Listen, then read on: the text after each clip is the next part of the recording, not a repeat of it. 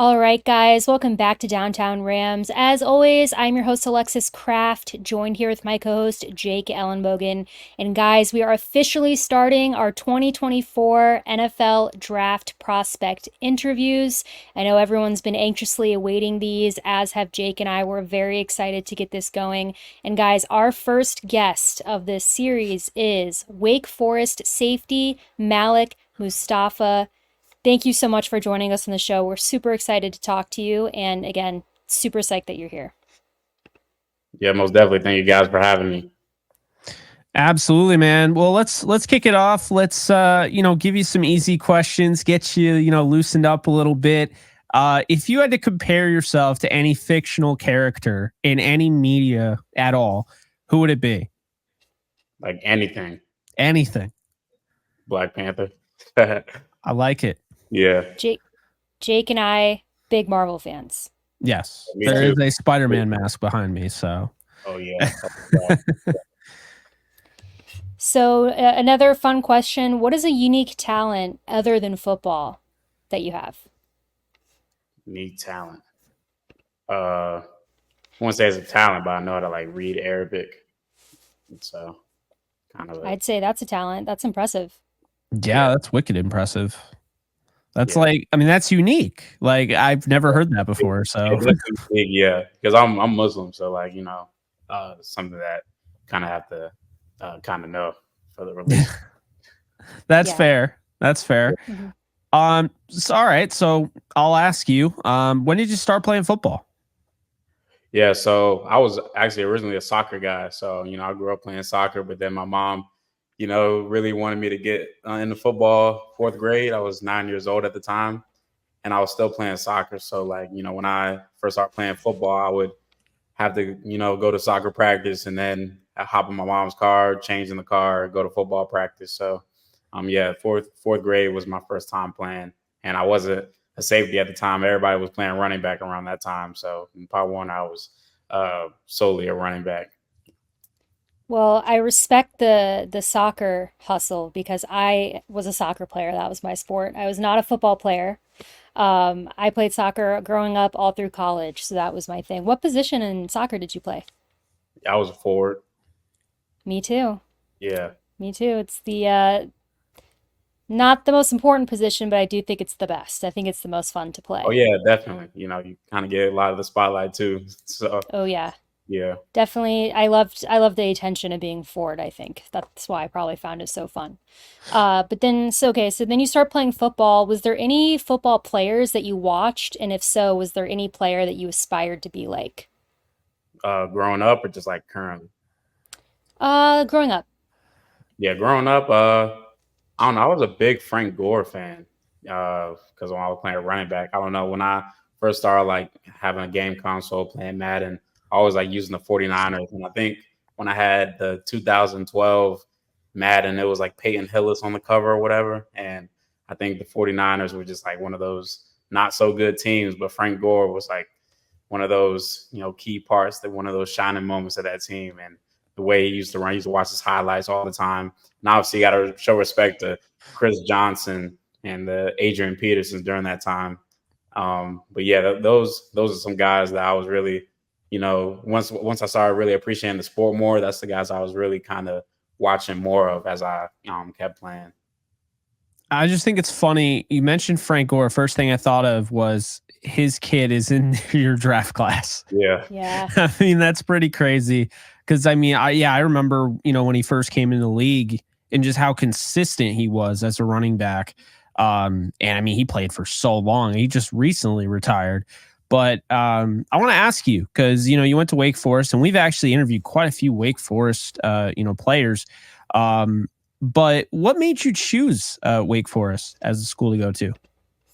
Yeah, so originally it was I didn't go to Wake Forest out the gate. I was getting recruited by them on my senior year, but they went a different direction. So I actually went to the University of Richmond out of high school, and I was there for 1 year during the COVID year, and it was a crazy road to get to Wake because our fall season was canceled because of COVID. So we're just doing workouts and school things like that. So I really wasn't able to do too much, but just kind of being able to appreciate that. At least I'm able to, be at a D1 program playing football. So, fall was what it was, and going into the spring, that our conference announced that we're going to have a spring season. It was going to be a 6-game season. We played 3 teams. We're supposed to play 3 teams 2 times, and so a total of 6 games. It was weird, but 2 of them got canceled because of COVID. So I only played a total of 4 games. Started midway through, and concluded the 4 games. We went 3-1, but we didn't make the playoff picture. Unfortunately, I don't know how, but that's what they chose.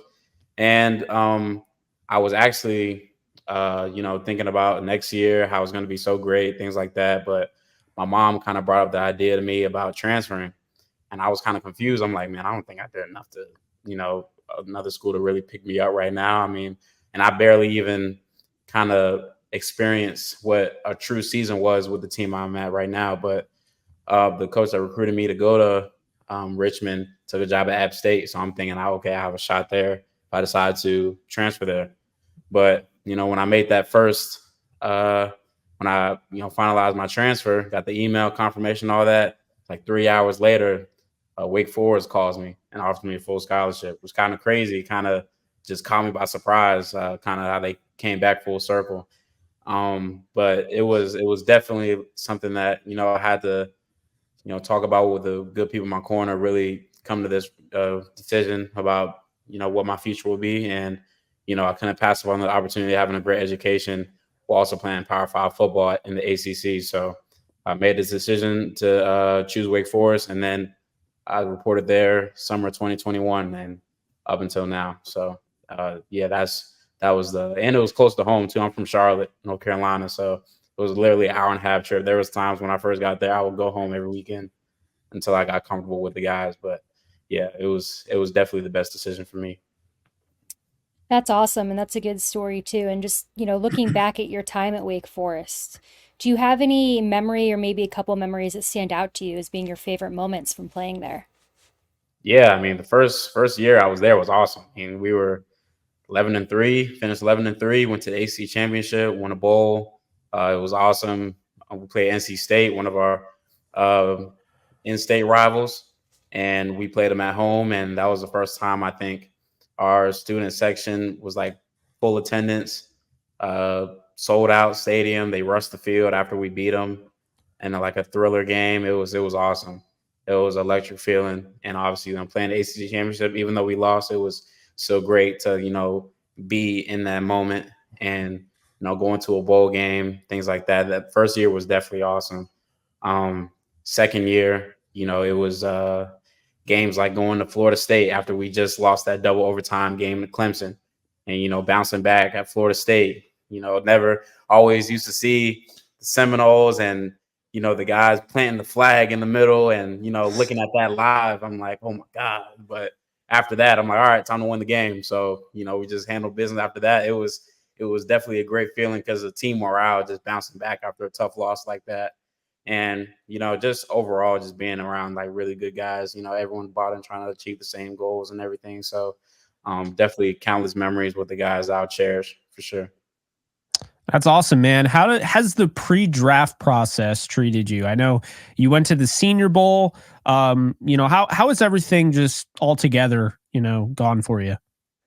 Yeah, I'm just trying to, take in every moment and just appreciate every moment that I'm blessed with, being at the Senior Bowl, being recognized by, top athletes in the country from various schools, being able to compete, being able to get coached by, the best coaches in the National Football League, just being around, a great atmosphere of people, and also being able to interview with teams and, them getting a glimpse of who I am in person and being able to showcase my talents on a very high level stage. So, it's been like the dream is really coming true, but at the same time it's just nice when you just kind of settle in and just worry about football and all the good things, and everything will settle in for you.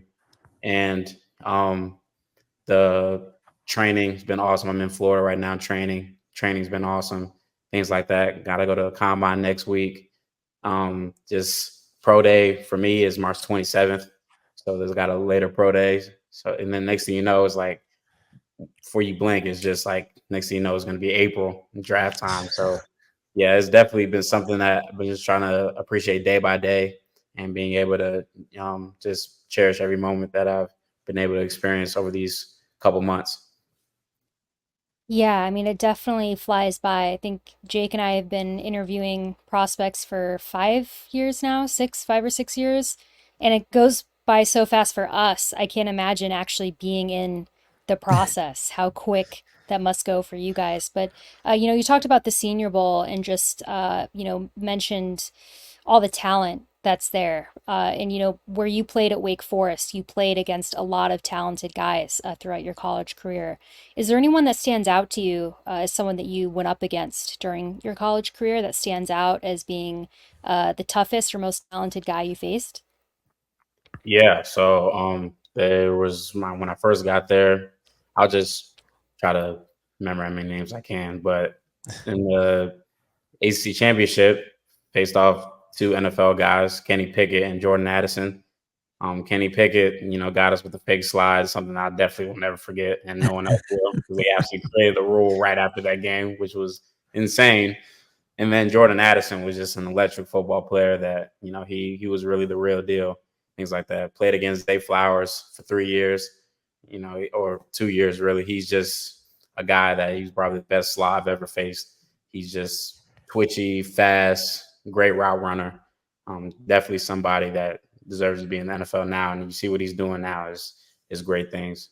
I went to high school with the Clemson running back, Will Shipley, and he was someone that I love going up against every year because it was just something that we used to talk about as young guys when I used to play Pop Warner with him growing up, and now that we're at the big stage now, just we even train together too. It's just a collective of all that stuff. It's just year by year going up against him, like we're always going to get the best out of each other. So it was awesome going up against him. And Jordan Travis from Florida State, electric guy, kind of a dynamic quarterback that's just being able to do a lot of great things and really help elevate this past year's Florida State team. Yeah, but the list goes on. It was always good guys week by week, just being able to compete with the best, and they got their best out of me. So yeah, definitely. I actually want to have a follow-up question on that because, you mentioned, Will Shipley. Are there any other, guys that really stand out to you that you would consider like friends, just throughout this process of just growing in college and playing up against these guys? Yeah, I had some friends at Duke as well that I grew up with too. He was a linebacker named Ryan Smith. He was someone that back in elementary school I was on his Pop Warner team at that time too. And so just being able to try to find guys that, I played 7-on-7 with in high school in North Carolina. Like I played with Sam Howell that plays with the Commanders now, things like that. It was always trying to find those guys. And Cedric Gray that I went to high school with, from my freshman year to my junior year before I transferred to Weddington with Will Shipley, I was at a different high school. And Cedric Gray, that's a top linebacker in this class, things that we always used to talk about. And now we're, living in the moment now is just a blessing for real. And those guys were always the guys I tried to find after the games, take a picture with, talk with, all that thing. Just it was great. So Yeah, that's awesome. I just can imagine, knowing somebody from the time you're young and getting to watch each other live out your dream and kind of excel and move up the ladder of this level. And now you guys are about to go to the biggest level of all, the NFL. So that would be awesome. And yeah, I definitely am familiar with Will, a very talented running back over at Clemson for sure. But looking at yourself and yourself as a player, what would you consider as your biggest strength as a player? my physicality and my speed. I feel like I always try to play with a high motor every time I step on the field. Someone that just flies around on tape and just never loses, and just try to win every one of my battles. No matter how big, how small, I just try to give it all I got every time. So definitely just my speed and my physicality, something that flies around on tape, something that I'm able to take to the next level for sure. And what's like one area of your game that you're looking to improve on the most? Yeah, just being able to be consistent in coverage as well. A lot of guys kind of, look at my frame and think I'm stiff. I feel like I'm able to be able to move around in different spots and be productive, but I have to be able to be consistent in all levels of the ball, especially in the National Football League, where a lot of people will be able to take advantage of that if you don't focus on those areas of the game, especially in the passing league like how we are now. I'm definitely being able to be as versatile as I can in my position and being able to move around in different spots and be productive is definitely something I try to focus on. And this next question is just a fun one we like to ask defensive backs. But what quarterback in the league would you most like to pick off? Patrick Mahomes. Very popular answer. Yeah. Very popular answer. It's funny because it shows you we've been doing this now for 5 years, Alexis, and the answer went from Tom Brady to now it's going to be Patrick Mahomes. Yep. And it was always Tom Brady. It was like 99.8% of the time it was Brady, and now it'll be probably Patrick Mahomes every time. It's just, I don't know. I find that funny. So I got to ask you, because we are a Rams centric podcast, although we like to spread out for everybody in the draft season. Have you met or spoken with the LA Rams yet? At the Senior Bowl, yes, sir. Good to hear it. Yep, Yeah. we do love to hear that. And then this next question. Good was with Kobie Turner. I don't know if I mentioned that earlier because I went to. Oh, yeah. Your Yeah. friend Kobie Turner? Yeah, that's my dog. Yeah, like I went to Richmond with him, obviously in that COVID year, and my mom got him to transfer to Wake when he hit the portal in 2022. Oh, So, wow. yeah. You know, I actually didn't pick up on that. Okay. Yeah, that's my dog. Like we signed to the same agency and everything. Like it's we good peoples for sure. That's my. You should have started with that, man. Yeah, well, I just thought about it. I don't know why I forgot. we totally forgot to bring that up at the beginning. Was the Kobie Turner connection. But yeah, Kobie seems just like the best dude from what we have seen. Him being on the Rams and everything. And his dad too is like a very big social media presence on Rams Twitter. His dad is super supportive and super cool. And I know Jake and I have both interacted with him on there. So big Kobie Turner fans. He got snubbed from Defensive Rookie of the Year. I'm just saying. Yeah. I'm just saying. I was watching it. I know. He definitely got snubbed. He was my pick. I know he was Jake's pick. And I think a lot of people who weren't even Rams fans were rooting for him. Definitely felt like he got snubbed. But yeah, very cool connection there. Another great, talented player like yourself coming out of Wake Forest. But this next question is one that we like to ask because this is one that our listeners like us to ask prospects. But do you love to win or hate to lose more? It's a tough one. I can't even answer it, which is why it's kind of unfair for me to ask people that. But it's tough.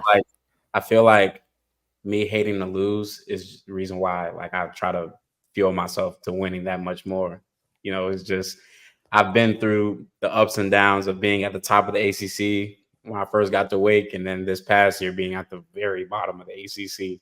So obviously, you hate losing, but it's only lessons coming out of losses, how to build upon that. You can lose and not be a loser. So it's definitely something I hate, but, something that I just try to, learn from every step of the way. So, yeah, I hate losing, though.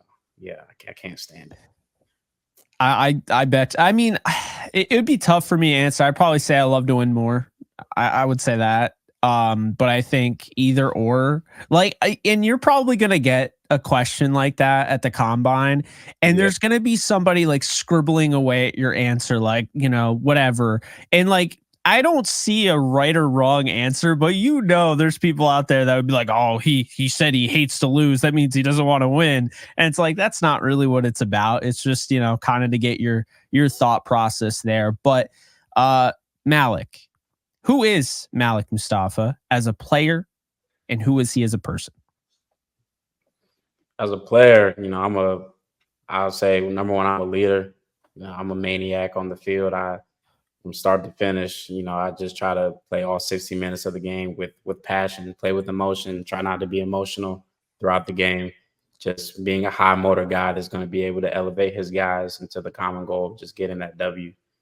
As a person, I'm just someone that, really cares for someone else's well-being, trying to put someone else's feelings before my own at some points. That's just like the leader in me, to be honest. And just being able to elevate the guys, kind of understanding your teammates, understanding your coaches.